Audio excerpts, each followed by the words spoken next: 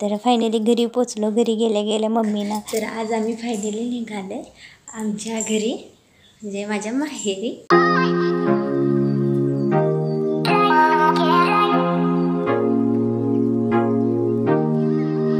हाय guys, good morning. तर आज आम्ही निघालो आहे माहेरी माझ्या. तर हा माझा पहिलाच ब्लॉग आहे, नक्की पुढचा व्हिडिओ बघा. Hi guys, good morning, welcome to my YouTube channel स्टॅन्सेस पावसकर. तर आज आम्ही फायनली निघाले आमच्या घरी, म्हणजे माझ्या माहेरी. आता तुम्हाला पुढचं ब्लॉग दाखवेलच कसे काय कुठे निघाले ते. बाय.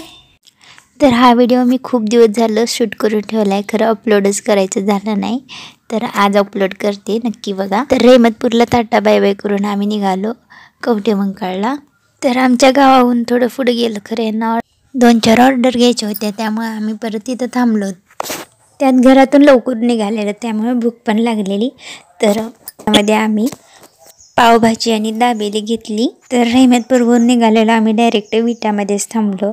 तर विट्याहून आम्ही पुढे निघालो.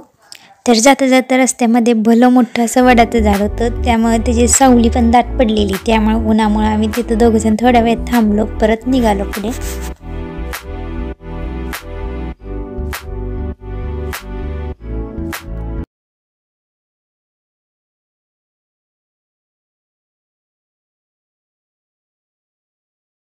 तर आमच्या गावाला जायचा रस्ता हा बरोबर तासगावचे आराध्य दैवत म्हणजे गणपती मंदिर, त्याच्या गणपती मंदिरपासूनच रोड आहे. पण जाताना आम्हाला खूप उशीर झाला होता, त्यामुळे म्हणले येताना गणपतीला जाऊया.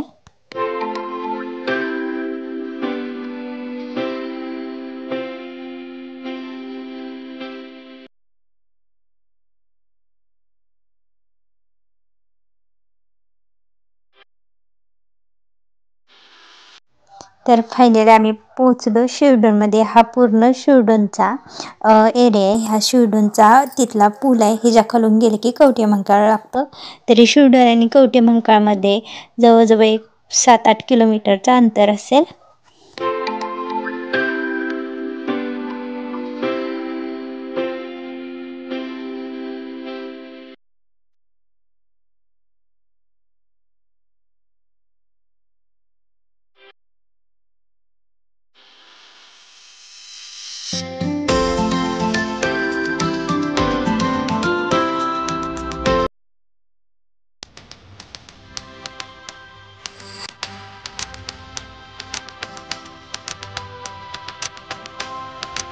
तर फायनली आम्ही पोचलो कवठेमंकाळमध्ये. तर हा कारखान्याचा एरिया आहे, इथं कारखाना आहे आणि त्याच्या साईडलाच कॉलेज आहे आणि त्याच्या साईडला एक PUP कॉलेज आहे.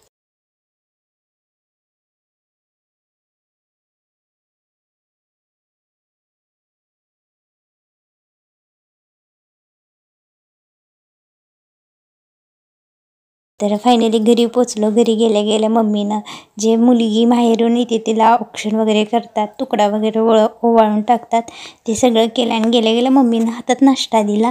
तर आम्ही जेवण करून गेलो होतो, तेव्हा पोट तर फुल होतं. चलो बाय. याच्यासाठी एवढंच. व्हिडिओ आवडल्यास लाईक करा, शेअर करा, सबस्क्राईब करा. बाय.